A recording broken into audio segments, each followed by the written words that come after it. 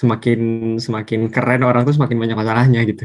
Mungkin banyak yang minder-minder gitu temenan sama orang Jerman. Otaknya orang Jerman tuh kurang lebih aja kok kayak kayak orang Indonesia gitu. Pengen lulus aja udah syukur ya Allah gitu. Nggak harus nilainya bagus gitu. Dari yang aku lihat ya Mas, dari ya sepenglihatan aku tuh Mas tuh kayaknya nggak terlalu banyak masalah gitu yang dialami di di STK kayak ataupun di uni gitu. Dan sebenarnya ada nggak sih Mas masalah apa aja gitu yang dialami pas dulu pas masih S1 gitu? Masalah tuh sebenarnya pasti selalu ada sih. Cuman kitanya aja yang pertanyaannya adalah gimana kita tuh menghadapi masalah itu kan. Oke. Jadi semuanya tuh ada masalah. Semakin keren orang tuh semakin banyak masalahnya gitu. Oke. Jadi yang banyak masalah tuh keren gitu ya. Ya silakan lah. Tapi benar juga masalah itu selalu ada ya kan. Nah, kalau di Jerman itu yang paling secara umum ya, dan saya yakin juga banyak teman-teman yang bilang satu masalah bahasa. Nah, itu pastilah kayak dosennya kok kayak cepet banget ngomongnya gitu. Terus mungkin banyak yang minder-minder gitu temenan sama orang Jerman. Saya kemarin tuh waktu awal-awal ya, waktu orientasi semester 1, untungnya adalah waktu saya kuliah pertama di Stuttgart itu tuh nggak ada pandemi. Jadi offline kita semuanya. Oke. Ya kan? Datang ke kampus minggu orientasi, ya pekan orientasi gitu. Itu biasanya banyak games. Jadi kayak astanya, kayak BEM-nya, kayak kakak-kakaknya itu nyiapin macam-macam lah games, acara buat kita anak-anak yang baru ini buat saling kenal gitu. Tapi yang menarik adalah ternyata temen yang langgeng kita temenin sampai akhir itu adalah bukan temen yang kita kenal waktu masa orientasi ini. Karena ternyata yang masa orientasi ini ya banyak yang gugur pada akhirnya. Suka main-main doang gitu kayaknya. Atau tapi nggak mesti juga sih. So, balik lagi, masalahnya selain bahasa adalah mungkin nyari temen di awal. Tapi itu bisa diatasi juga dengan ya kita jangan tertutup lah. Kita mikirnya gini. Aku mungkin cara mengatasiku adalah mikirnya gini. Aku nih kan anak baru di Stuttgart gitu. Teman-teman yang lain tuh juga sama-sama anak baru juga. Iya. Mereka juga baru di Stuttgart, ya, mereka datang dari kota lain atau bahkan dari Stuttgart tapi belum kenal siapa-siapa juga. Jadi kayak apa yang aku rasakan tuh mereka juga merasakan gitu. Kesepian ini, kesendirian ini gitu loh. Kenapa nggak kita yang samperin duluan, buka percakapan duluan? Kadang-kadang ya gitu. Kita jangan jadi malu. Orang Jerman tuh juga ingin berteman kok sama orang asing. Apalagi kita nih sebagai orang Indonesia harusnya kita bangga loh, karena kita unik kan. Iya betul. Maksudnya orang di sini orang Jerman, jadi sesama mereka tuh biasa aja. Mereka ngelihat kita jadinya unik gitu, karena kita orang jauh. Iya betul. Nah, jadi kita pede lah di situ. Selain masalah itu, waktu cari praktikum di awal, jadi ada syarat yang mengharuskan juga for praktikum di tempat saya. Nah itu kemarin nyarinya juga agak susah ya waktu daftar awal itu, karena jadi saya tuh nyari kemarin ke bengkel-bengkel gitu ya. Saya emailin, Pak saya mau for praktikum ini macam-macam. Pada bilang tempat kita penuh atau kita nggak nerima orang for praktikum kayak gitu. Akhirnya nyari lah sampai ke daerah NRW kemarin. Wow. Jauh ya. Ada jauh. Untungnya ada temen di situ, jadi kita bareng-bareng. Terus itu 1 bulan, terus 1 bulannya lanjut di dekat Stuttgart lagi. Akhirnya ada ketemu di daerah dekat situ. Itu pun nggak bisa. Itu pun dikerjainnya waktu liburan. Jadi waktu itu saya ngorbanin waktu liburan lah untuk ngerjakan praktikum ini karena syarat kuliah. Terus apa lagi gitu Gus? Mungkin yang bisa dibilang di fase kuliah ini Gus Mas Ryan ini tuh kayak ngerasa bener-bener di fase terendahnya gitu, kayak titik terendahnya gitu, kayak ngerasa aduh berat banget ya kuliah di Jerman, ternyata kayak gini banget dan lain-lain gitu ya, kayak ngerasa malu banget gitulah sama yang lain gitu. Pernah sih sebenarnya waktu masih kuliah aja tuh juga ngerasa kadang-kadang masalah juga karena mungkin kaget karena waktu kuliah itu ternyata materi yang disampaikan itu benar-benar serasa banyak banget gitu. Mungkin kalau boleh dihiperbolakan gitu ya, dalam satu pertemuan itu tuh kayak kita di sekolah berapa bulan gitu. Yang dirangkum dalam satu kali pertemuan doang dalam satu kampus, itu kalau di sekolahan itu berbulan-bulan kita membahas itu gitu. Jadi kayak banyak banget materi itu dipadatin, dan kita nih sebagai orang asing yang bahasanya beda, kadang kita perlu ngebaca materi itu 2-3 kali baru ngerti. Dan kita nyarinya itu kita baca literatur dari dosen bahasa Jerman, terus kita juga cari dari internet yang bahasa Inggris, kita cocok-cocokin gitu, kita cari video, kita cari apa-apa. Ya itu sih, jadi kayak apa ya, mungkin waktu yang, ini balik ke yang masalah tadi itu ya, waktu yang kita perluin itu lebih banyak daripada orang Jermannya itu sendiri. Tapi kalau kita lihat lagi, kalau kita pede lagi guys, orang Jerman juga banyak yang kesusahan gitu. Jadi teman-temanku waktu aku kuliah, kita ngobrolin materi ini, kadang-kadang tuh ada yang aku ngerti mereka nggak ngerti, ada yang mereka ngerti aku nggak ngerti. Jadi mungkin ini salah satu tips juga ya, kita apa ya, kalau bisa tuh bikin grup lah sama teman-teman orang Jerman. Jadi kita bisa austausch dan kita bisa jadi lebih pede gitu juga, karena emang ada beberapa hal yang mungkin kita lebih bagus, kita lebih pede daripada mereka gitu. Dan sebenarnya sama-sama aja.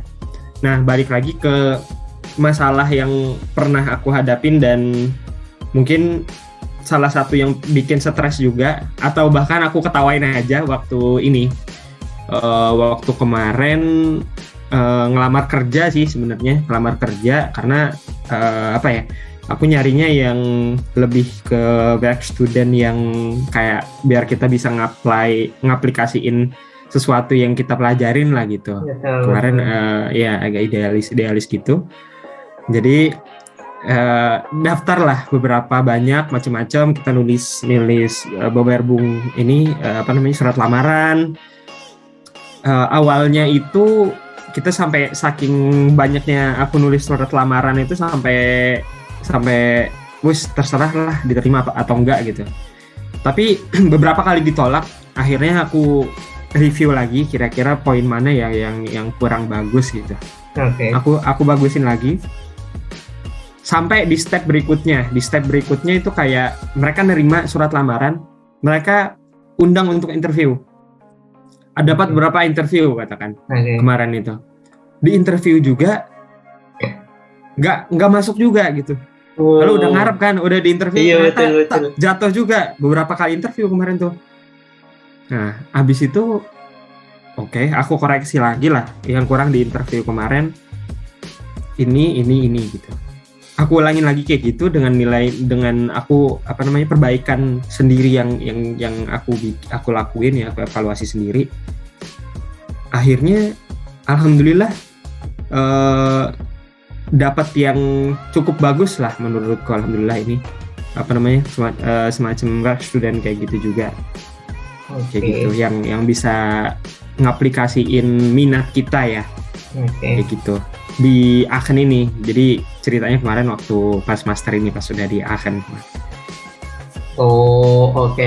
Jadi kayak mungkin bisa dibilang gimana ya Mas, kayak kita nyari mungkin kerjaan kayak gitu yang benar-benar sesuai dengan bidangnya kita pun ya memang lumayan susah ya. Apalagi kadang kita yang mau nyari yang apa adanya gitu buat misal liburan kayak gitu kita mau kerja, itu pun bisa dibilang lumayan susah ya, karena kita ya harus nyari di website terus juga Iya harus bikin harus CV extra dan effort. lain-lain ekstra Betul. gitu, apalagi yang mungkin kayak work student kayak gini gitu. Jadi ya memang bisa dibilang perlu kerja ekstra gitu lah ya Mas. Iya. Mungkin kalau aku boleh curhat juga, yang kemarin kayak bikin stres itu kenapa ya guys ya? Udah lulus S1 nih. Iya. Nah, habis lulus S1 kemarin itu mikir apa pengen kerja dulu ya. Tapi kemarin itu kendalanya juga adalah visaku habisnya bulan Agustus. Oke. Aku selesai kuliah bulan Juni. Artinya Wow. nanti harus memperpanjang visa lagi dengan status sebagai pekerja. Iya betul. Ya kan? Kalau pikir-pikir, wah kayaknya enakan memperpanjang visa sebagai status student deh. Iya betul. Dan kayak lebih banyak dapat kemudahan gitu nggak sih Mas? Iya Dan betul. lebih murah Jadi gitu. akhirnya kalau daftar kuliah kan, ya alhamdulillah dapet lah kemarin di RWTH, langsung lanjut ke master ini. Karena juga kan kalau misalnya cari kerja kemarin itu pandemi, jadi job kerja itu nggak sebanyak yang biasanya. Jadi persaingan kita lebih susah juga. Jadi akhirnya sambil dulu kuliah dulu, sambil lah di sini cari work studentnya gitu. Dapat di Aachen, jadi di bidangnya itu kayak proyek manajemen untuk solar fotovoltaik gitu. Keren banget, mantap. Work student. Tapi gini sih Mas. Ya alhamdulillah, maksudnya setelah beberapa kali macam-macam perusahaan yang ditolak gitu kan. Pada akhirnya ya kita diberikan yang Akhirnya terbaik. ada aja gitu rezekinya, gitu. Iya. Oke. Nah terus Mas kan ini udah lulus nih Mas, udah lulus S1 dengan jurusannya gitu. Nah kalau bisa dibilang dari perspektifnya Mas sendiri, faktor apa aja nih yang bikin Mas itu bisa lulus gitu dari Universitas Stuttgart dengan jurusan yang udah dibilang tadi? Ya, kalau faktor apa aja tuh mungkin kita bisa bilang internal sama eksternal gitu ya. Kalau faktor eksternal katakanlah dari lingkungan, kita alhamdulillah dapat dukungan. Kalau dukungan dana alhamdulillah cukup untuk makan, untuk tinggal segala macam, itu kan juga faktor yang penting. Selain itu alhamdulillah badan sehat. Saya secara seingatku aku baru sekali aja pakai kerangka bersih rong itu kemarin. Selain itu nggak pernah alhamdulillah gitu. Jadi badan sehat, makan cukup, itu faktor-faktornya. Teman-teman mendukung juga. Jadi lingkungan aku kemarin itu nyaman untuk belajar, teman-temannya juga suportif gitu ya. Selain faktor dari eksternal itu, dosennya juga ramah-ramah gitu kan, untuk untuk macam-macam. Benar-benar mereka, aku salut banget karena dedikatif banget yang namanya mereka itu di luar jam kerja mau kapanpun, atau asistennya biasanya yang aktif banget kalau nggak dosennya, karena kalau profesor biasanya sibuk, asistennya biasanya aktif banget untuk macam-macam ya. Setelah kita kuliah, kita masih ada pertanyaan, kita maju ke depan nanya mereka, kayak kita tahan mereka setengah jam pun mereka masih mau ngeladenin gitu. Atau bahkan banyak mahasiswa yang ngantri ngerumunin dosennya setelah kuliah, itu masih dijawab pertanyaannya sampai puas gitu. Karena yang aku rasakan mereka tuh ngajar bener-bener dari hati gitu. Jadi kita juga respect banget sama mereka gitu. Walaupun kita juga dibebaskan dari itu kan, mau kuliah mau enggak gitu. Tapi kita respect banget sama mereka karena mereka tuh bener-bener dedikatif terhadap apa yang mereka lakukan. Nah dari situ kita ngelihat mereka aja tuh sungguh-sungguh belajarnya. Kita juga faktor internal kita dari kitanya sendiri juga jadi semangat. Iya benar banget sih. Terus apa ya yang bikin jadi motivasi itu juga karena kita tuh jauh-jauh dari Indonesia nih, keluarga jauh. Ya kan, pasti keluarga juga mengharapkan sesuatu lah dari kita. Ya kita masa nggak mungkin kita cuma main-main doang kan. Akhirnya ya kita belajar lah di sini gitu. Terus apa namanya? Saya mau cerita juga tadi itu, jadi faktor internal dan eksternal tadi itu kalau bersama-sama itu salah satu contohnya adalah ketika kita belajar bareng sama teman-teman. Jadi teman-teman itu faktor eksternalnya yang ngedukung kita, faktor eksternalnya dari kita sendiri.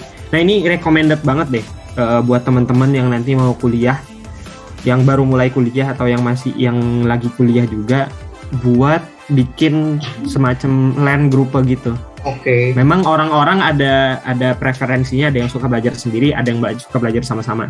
Tapi kalau aku pribadi bisa menyarankan, sangat baik sekali kalau misalnya kita bisa bikin grup learning group gitu, supaya sama-sama sama orang. Karena yang aku bilang tadi, kadang-kadang kita tahu sesuatu yang orang nggak tahu, dan orang tahu sesuatu yang kita nggak tahu gitu. Kita bisa mastiin lagi, kayaknya ini aneh deh, aku nggak ngerti.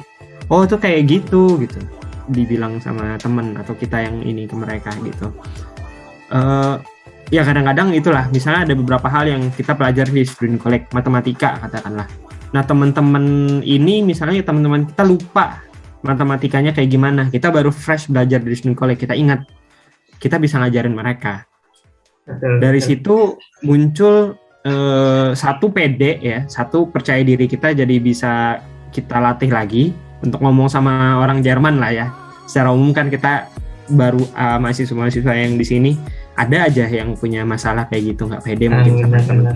Kita temenan kayak gitu dengan cara kita saling tukar-tukar materi. Mereka tuh maksudnya otaknya orang Jerman tuh kurang lebih aja kok kayak orang Indonesia gitu. Kita makanannya, walaupun kita makanannya nasi, orang Jerman makanannya roti gitu. Roti. Ya. Tapi ya insya Allah kalau dalam hal menerima pelajaran itu sebenarnya kurang lebih aja gitu. Iya.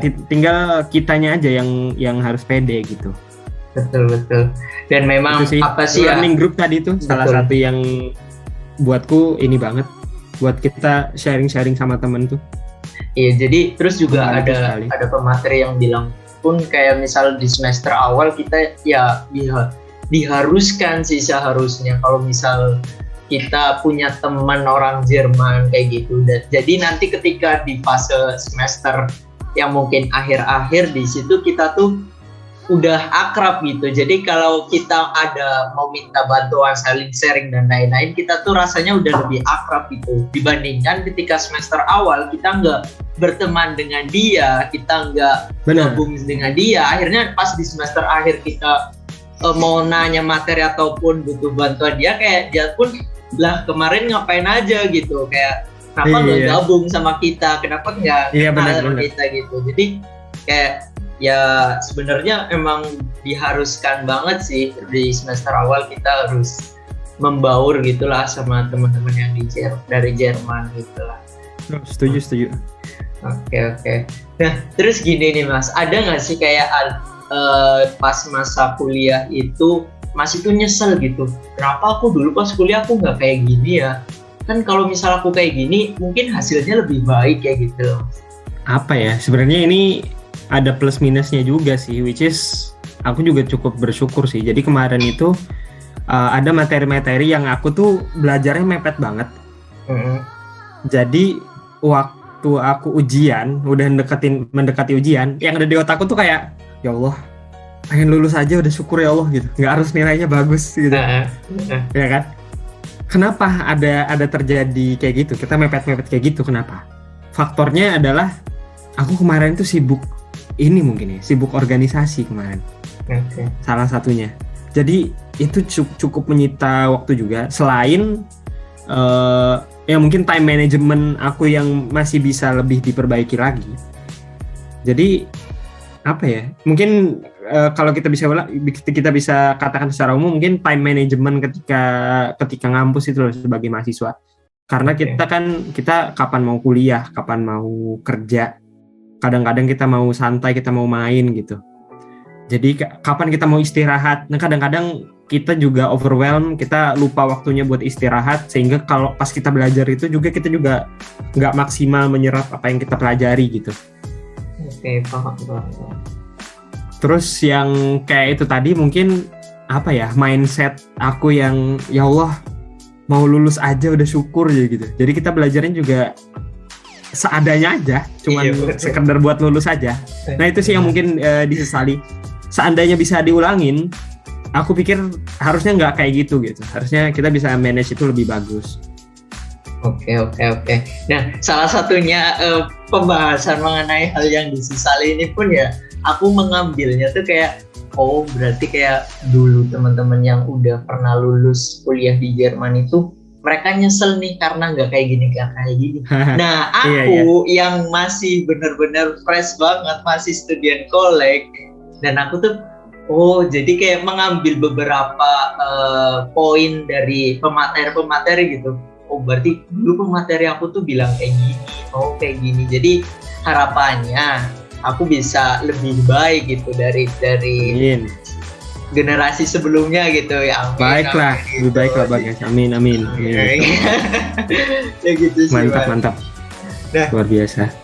Terus mungkin gini nih Mas, kalau misal tentang hal yang disesali gitu ya Mas. Tapi kadang kita pun mikir nggak sih Mas, kayak hal tersebut terjadi pun nggak semata-mata karena hanya kebetulan gitu. Karena segala sesuatunya ya memang itu yang terbaik buat kita gitu ya Mas. Mungkin kayak gitu ya. Tapi kadang kita pun berpikirnya pas di fase itu, saat kita mengalaminya itu, kita kayak bener-bener, lah kenapa sih diriku dulu kayak gini. Tapi sebenarnya semua ada hikmahnya kayak gitu nggak sih? Iya, jadi kayak aku lihat juga sebenarnya segala sesuatu tuh mungkin ada fase kita ketika kita di bawah itu tuh memang merupakan fase yang harus dilewati gitu supaya kita belajar. Tapi orang yang cerdas itu bisa belajar dari kesalahan orang lain sehingga dia nggak perlu melakukan kesalahan yang sama. Betul. Tapi ya balik lagi, kadang-kadang kita tuh juga tahu teori ini. Teorinya harusnya seperti ini. Bener. Tapi kadang-kadang kita juga tetap aja yang namanya manusia. Iya, betul. Bener deh, manusia. Siapa coba manusia yang nggak ada dosa padahal tahu sesuatu itu dosa misalnya? Iya, benar. Tetap aja dilakuin. Ada khilaf lah, tetap aja dilakuin. Ada khilaf lah yang penting itu gimana gimana kita bereaksi terhadap sesuatu itu. Kita udah melakukan sesuatu nih. Konsekuensinya seperti ini, terus gimana kita nanggepin hal itu gitu kan? Oke. Pertanyaannya adalah itu, ketika kita dihadapkan terhadap sesuatu, ya udah gitu loh. Terus kedepannya gimana nih? Iya, benar. Jadi ya kita jangan berkutat untuk memikirkan masalah itu, tapi kita tuh ya harus mencari alternatif gimana nih masalah ini bisa terselesaikan gitu. Oke. Mantap. Tuh. Nah, terus gini nih Mas, kalau misal ada teman-teman yang baru kepikiran mau kuliah ke Jerman dan mau lulus, nggak cuma buat main-main doang gitu. Mas mau bilang apa gitu secara allgemein biar kamu bisa lulus kuliah di Jerman itu kamu harus kayak gini, ngapain gitu? Ya. Kalau dari aku mungkin kalau dibikin poin-poinnya, satu, jangan nggak pede untuk belajar bahasa Jerman. Harus pede ngomong bahasa Jerman. Yang kedua, bikin grouping belajar. Jadi kayak grup belajar tadi itu yang aku bilang. Yang keempat, manajemen waktu deh kayaknya. Karena masalahku tadi itu di situ juga. Kita kadang-kadang bingung kita kapan mau kerja, kapan mau organisasi, kapan mau istirahat gitu. Kapan manajemen waktu, kapan mau jalan-jalan segala macam. Ya mungkin kalau mau dibikin 3 tuh itu aja deh dulu ya.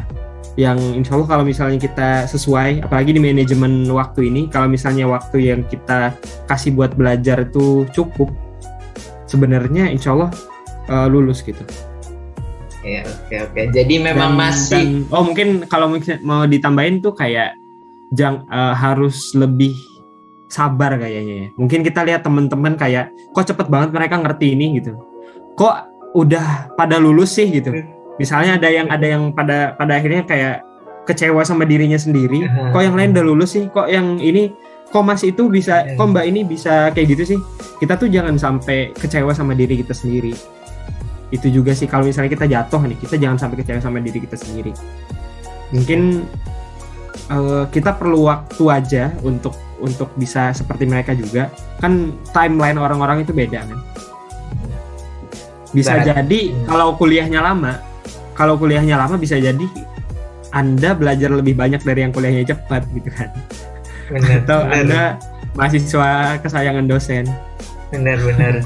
Dan kayak mungkin bisa dibilang kayak kita sama-sama dengan tujuan A nih, dengan jangkauan 10 km nih. Tapi untuk menjangkau 10 km ini, kita tuh dengan alternatifnya masing-masing gitu. Ada yang pakai mobil, ada yang jalan kaki, ada yang pakai sepeda gitu. Jadi ya bisa dibilang ya kalau orang yang cepat dapetin itu ya memang istilahnya tergantung bagaimana dirimu menjalani dan menyelesaikannya itu nggak sih Mas? Kayak jalan apa yang diambil gitu. Ya. Sabar lah. Sabar gitu. Jangan cepat menyerah. Nah, terus mungkin untuk menutup pembahasan kali ini ada sedikit closing statement gitu Mas. Oke, closing statement gimana ya? Untuk semua teman-teman yang nonton channel ini atau yang nggak nonton atau yang mendengar atau bisa ngobrol ke siapapun ya, kita diperintahkan atau diamanatkan, diwasiatkan oleh Kanjeng Nabi dan oleh orang-orang tua kita juga untuk selalu belajar. Nah, belajar itu dari manapun, bisa dari manapun, dari siapapun, dimanapun gitu. Terlepas dari kayak saya atau Bagas studinya di Jerman, kita tetap bisa melakukan yang terbaik sesuai kapasitas kita gitu. Jadi ketika semua orang itu bisa berpikir untuk melakukan yang terbaik untuk yang lain, jadi aku nggak harus persis seperti dia, tapi yang terbaik yang bisa aku lakukan adalah ini. Nah itu, lakukanlah itu gitu. Ketika semua orang mikir seperti itu untuk melakukan yang terbaik apapun, sekecil apapun, ya kan, yang terbaik yang dia bisa untuk sesama manusia, untuk sesama masyarakat, untuk sesama makhluk hidup di muka bumi ini atau di luar angkasa pun, maka insya Allah kita tuh bisa hidup dengan damai dan lebih baik, insya Allah. Maksudnya aku kayak memberikan petuah-petuah. Dalam banget ya. Ya intinya kayak gitulah. Kalau kayak teman-teman nonton film Habibie itu dipesanin sama ayah beliau, kamu jadilah mata air gitu. Dan kayak apa ya, kita tuh yang jadi versi terbaiknya kita, bukan versi terbaiknya orang lain. Kayak orang, iya betul. Benar. Oke, terima kasih banyak Mas atas sharing-sharingnya, luar biasa banget dari cerita lulus kuliah di Uni Stuttgart ini. Harapannya bisa memancing teman-teman semua biar lebih terbuka wawasannya tentang gimana sih kuliah di Jerman. Jadi nggak cuma mungkin terbuai akan janji-janji manis agen studi yang kuliah. Iya. Ini kayak gini dan kalian tuh ngerti gitu. Ternyata tuh kuliah di Jerman kayak gini, dinamikanya tuh kayak gini, yang dialami tuh kayak gini. Jadi, betul. Harapannya semua ini bermanfaat dan menjadi ilmu yang bermanfaat. Bahkan kalau misalnya benar-benar mau, tanpa agen studi pun bisa dilaksanakan ya. Tinggal nanti tanya Bagas caranya. Iya, nggak usah pakai agen ya guys ya, bisa guys ya? Bisa diatur. Oke, terima kasih banyak buat teman-teman semua yang mungkin belum langganan ke channel ini. Kalian bisa langsung klik tombol subscribe-nya biar kalian kalau misal ada info tentang kuliah di Jerman, kalian bisa langsung ditonton. Dan mungkin teman-teman kalian atau keluarga kalian yang butuh informasi tentang ini, kalian bisa langsung share, kalian bagikan biar semakin banyak ilmu yang tersebar. Oke, terima kasih semuanya. Ich bedanke mich bei Ihnen für Ihre Aufmerksamkeit. Bis dann und auf Wiedersehen. Tschüss. I swear to God, man, I'ma make it soon. Silence all the haters as they see us making moves. I do what I want, so I got nothing to prove. Staying motivated, teaching